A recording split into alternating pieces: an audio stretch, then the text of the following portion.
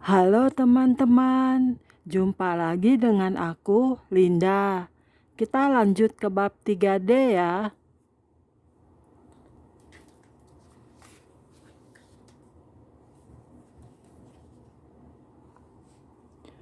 Oke, mari kita mulai. Saya melihat Yesus untuk kedua kalinya. Kesempatan kedua saya melihat Yesus adalah ketika saya berumur sekitar 10 tahun.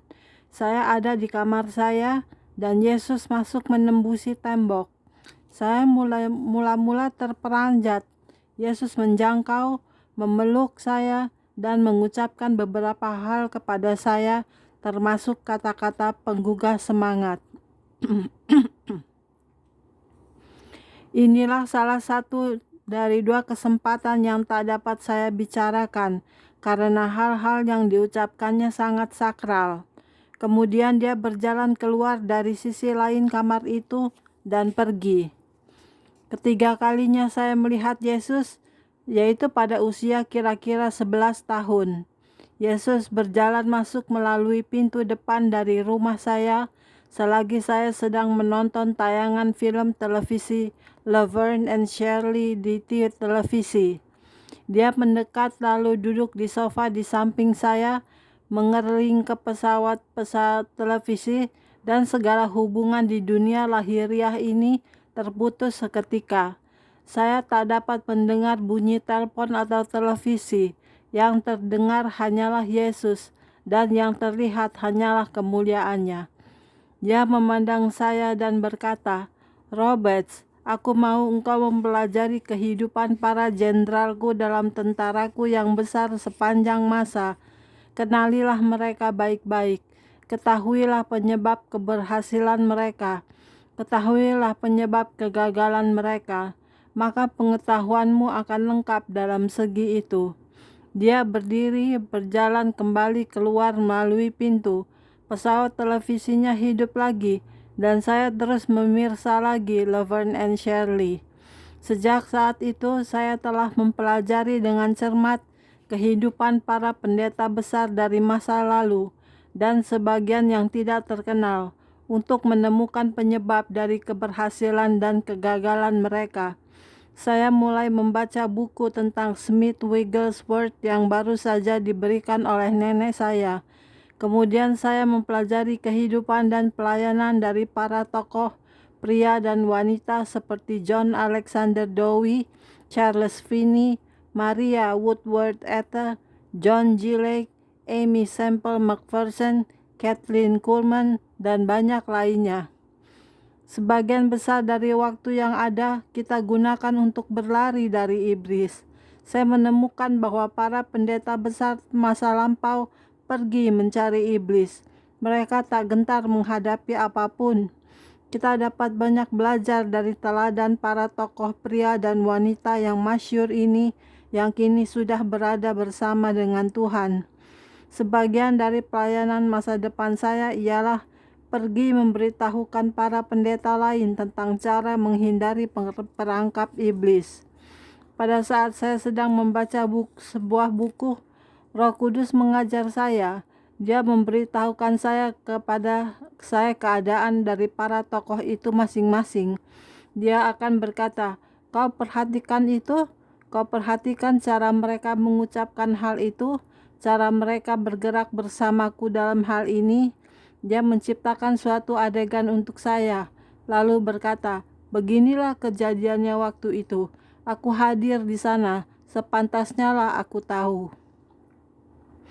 Dialah teman saya. Dia dapat berbicara kepada saya seperti itu. Saya juga berbicara kepadanya seperti itu.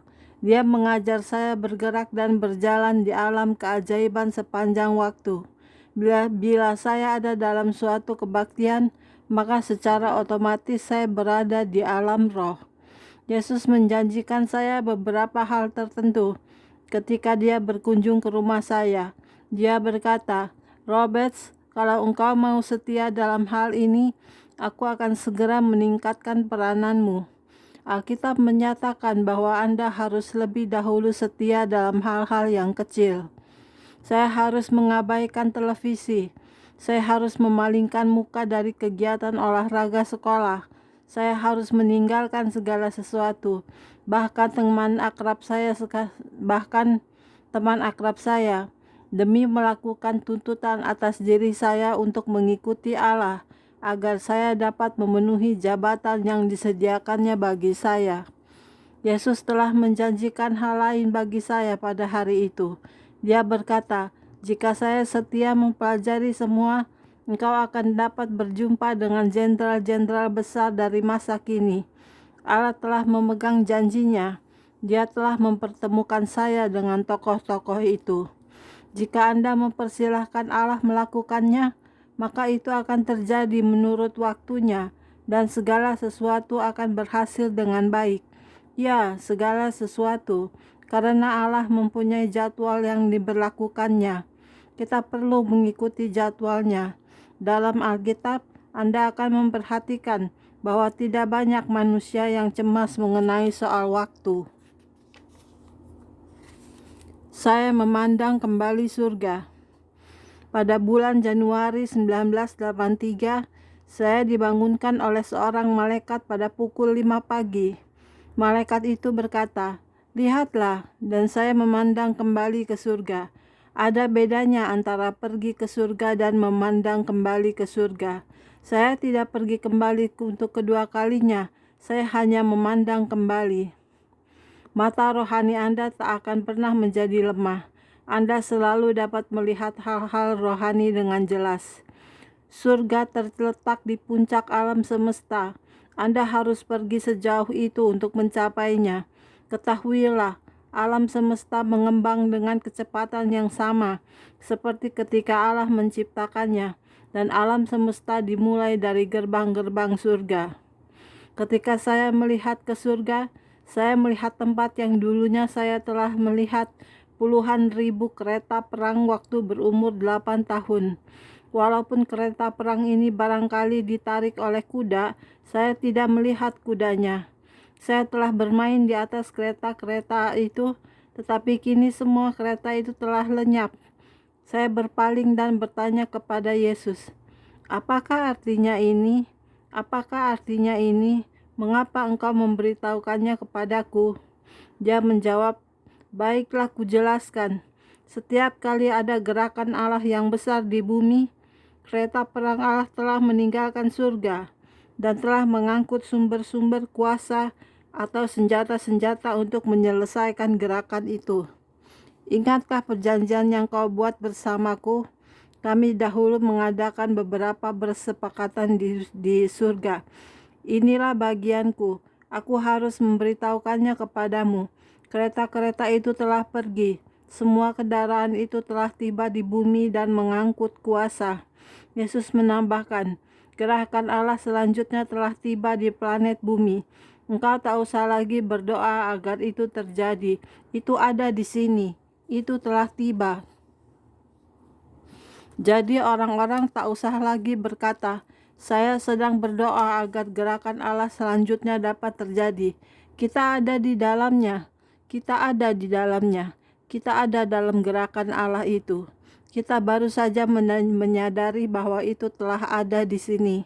Sebagai seorang sejarawan Pentakosta, saya memperhatikan bahwa setiap kali ada gerakan Allah, senjata-senjata baru selalu dikeluarkan terlebih dahulu. Tuhan memberitahukan kepada saya bahwa kereta-kereta Allah yang membawanya ke sini, dan para malaikat pejuang mengatur kemana kereta-kereta itu harus pergi.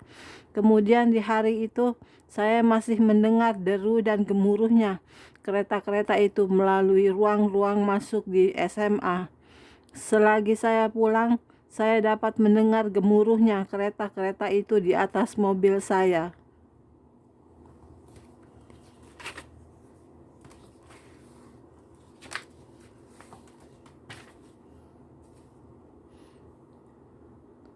Oke, sekian dulu untuk hari ini videonya ya. Kita lanjut ke video berikutnya. Jangan lupa subscribe ya. Terima kasih. Tuhan berkati kita semua. Amin. Bye bye.